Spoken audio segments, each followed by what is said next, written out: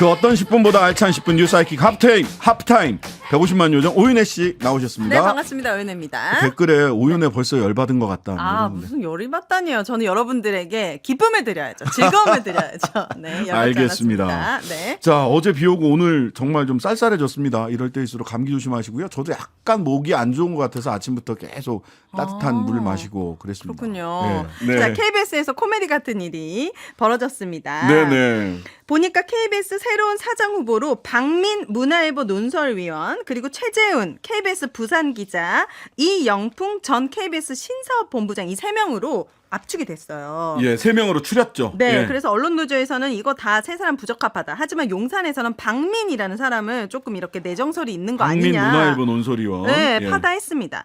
그래서 이 3명에 대해서 면접을 어제 보고 이사회에서 최종 후보 1명을 선정하려고 했는데 이 최종 후보 1명이 되려면 지금 KBS 이사가 11명이에요. 맞습니다. 그래서 과반 투표를 해야 되니까 지금 여당 쪽이 6명이고 야당 쪽이 5명이라서 당연히 좀 유리하게 되겠거니 생각을 하고 투표를 했어요. 네. 그런데 띠로리 이게 무슨 일입니까?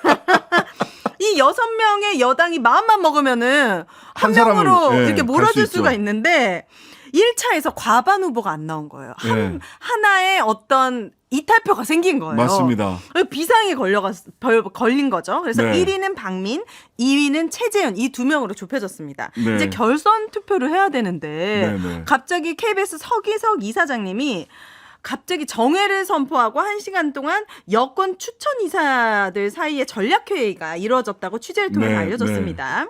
그런데 이거 좀 뭔가 잘 안 됐나 보죠, 회의가. 이거 6일에 다시 하겠다라고. 그러니까 결선 투표를 지금 진행하면 뭔가 네. 서기석 이사장이 생각했던 예상했던 그림이 안 나올 수도 있다라는 판단을 한 게 아니냐. 오. 그러니까 결선 투표를 안 하죠. 원래 어제 결선 투표를 해서 한 명을 추천을 해가지고 대통령한테 한 명으로 압축해서 추천을 하면 네. 대통령이 지금 김희철 사장이 이미 공석이에요. 해임이 네. 됐기 때문에 빨리 KBS 사장을 누군가 한 사람으로 많은 분들은 용산 쪽에서는 박민 전 문화일보 논설위원을 네. 용산 쪽에서는 마음에 두고 있다 이렇게 생각을 하고 있었거든요. 아, 그랬군요. 반란표가 나온 거예요 지금. 그러니까 띠로리. 띠로리. 그래서 근데 이게 너무 신기한 게 이렇게 마음대로 투표를 미뤄도 되는지 모르겠지만 예. 애당초 6일에 하겠다고 선언을 했습니다. 네. 그런데 오늘 갑자기 또 여권 추천 인사 중에서 한 명인 김종민 변호사라는 분이 나 그만 못하겠습니다 하면서 사의를 밝혔어요. 예. 그럼 이렇게 되면 여권 야권 추천 인사가 5대5가 되는 거죠. 맞습니다. 그래서 지금 서기석 이사장이 김종민 변호사의 사의 표명 결재를 미루고 설득하고 있는 것으로 알려졌습니다. 그래서 언론 노조가 아주 정권 낙하산으로 지목된 후보가 과반 투표에 미달하는 정말 예상치 못한 상황에 직면하자 예. 이거 너무 무리수고 아주 코미디다. 스스로 정한 규칙까지 뒤엎으면서 이건 코미디다. KBS 사장 선임 절차는 시작부터 불법과 무리수로 점철된 방송 장악극이었다라고 비판을 하고 있습니다. 이게 이제 그 지금 뉴데일리 기사에 따르면 반란표가 그 사퇴한 KBS 이사를 사퇴하겠다라고 얘기하는 네. 그 김종민 이사 말고도 한 표가 더 있는 것 같다. 2표인 것 같다라는 추측성 기사를 조금 아까 내기도 했어요. 네. 즉 6명이 한 뜻이 아닌 겁니다. 근데 이게 왜 이랬냐? 네. 조금 추측을 해보면 이래요.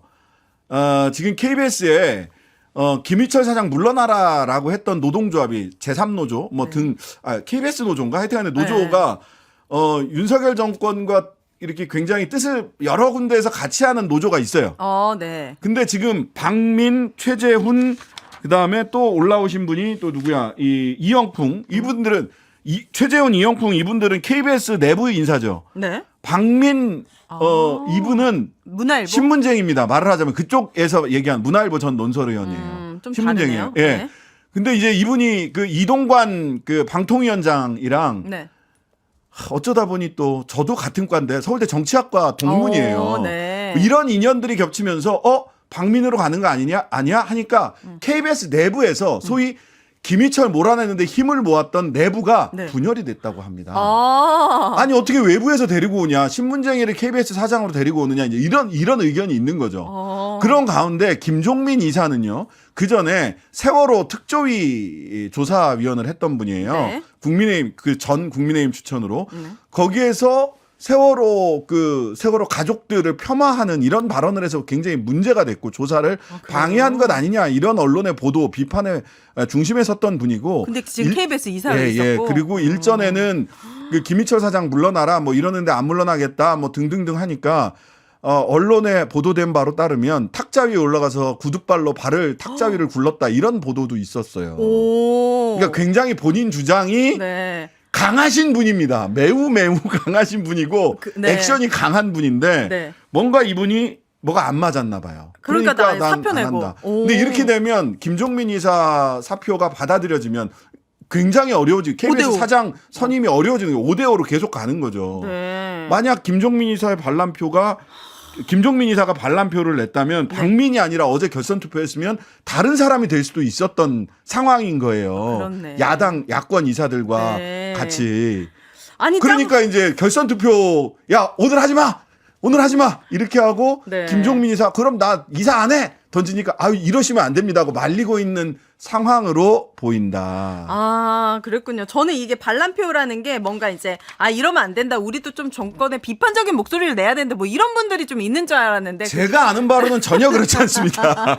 항상 상상을 뛰어넘는군요. 이 정부의 인사들은. 예. 자, 그리고 오늘부터 후쿠시마 오염수 2차 방류가 시작됐습니다. 그런데 진짜 너무 조용해요. 앞으로 이거 30년, 50년 계속되는데 근데 너무 웃긴 것이 해수부에서 올해 하반기만 11억 원의 예산을 투입하는데 이 11억 원의 예산을 보니까요. 정말 기가 막힙니다. 이 집행 내역을 보니까 열차에 8,918만 원. 그러니까 이게 광고비예요. 그 지난번에 왜 코레일 열차에 광고비 쫙 해가지고 네. 팜플렛 네. 괴담 8가지 괴담 뭐 이거 했던 그 얘기입니다. 맞습니다. 이 버스 터미널에 광고에 4,500만 원, 열차 및 지하철에 또 6,700만 원 등 2억 237만 원을 집행을 한 거예요. 그러니까 이 광고들은 뭐 어민을 보상해주고 뭐 검사를 철저히 하는데 들어간 비용이 아니고요.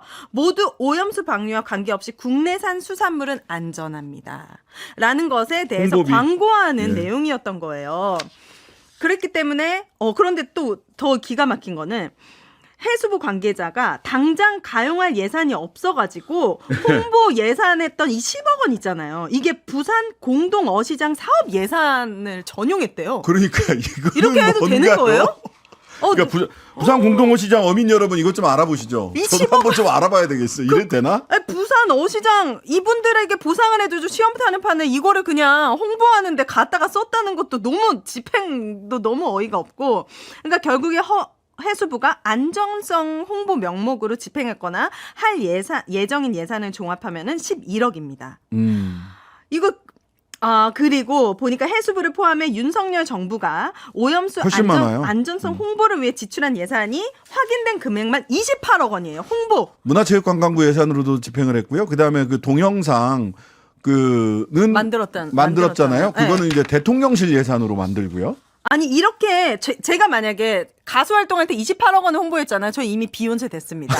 아니 그런데 이거 안전하다고 홍보했으면 사람들이 좀 마음이 돌아서거나 믿음을 네. 받거나 해야 되는데 아무런 효과도 없고 오히려 근데 여론만 분열되고. 이거 매일매일 일일 브리핑 하시던 네. 박구현 국무조정실 실장님. 네. 이분이 근데 지금 통상산업부 장관으로 가셨나? 하여튼간에 네. 박구현 차장 아직 계시구나. 박구현 차장이 국무조정실 오늘까지 총 76회 브리핑을 진행하며 대부분 이슈에 대한 과학적 설명과 정부 측 입장이 국민께 잘 전달됐다. 그래서 앞으로 브리핑은 주 2회로 바꾸겠다. 오늘 이렇게 말씀하셨어요. 정말 큰일입니다. 네. 제가 조금 더 하고 싶은 얘기가 있는데 그래서 네. 그럼 수산물이 늘어났냐. 9월 29일자 매일경제신문에 따르면요. 1년 사이에 추석 명절 수산물 선물 세트가 판매가 떨어졌어요. 네. 홈플러스 이마트도 마찬가지고. 그런데 9월 28일자 서울신문에 보면은 오염수 방류에도 수산물 소비 급감이 없었다라는 거예요.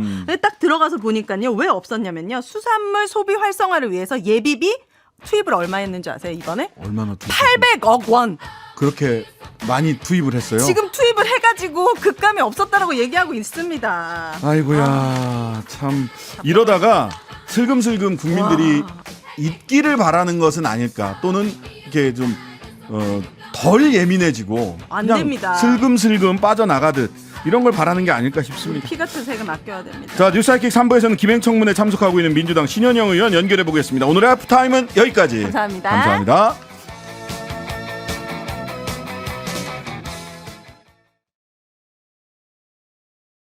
앞바다에서 0.5에서 2.5m, 남해 앞바다에서 0.5에서 1. 하루 종일 기다려지는 진짜 시사. 평일 저녁 6시 5분 신장식의 뉴스 하이킥.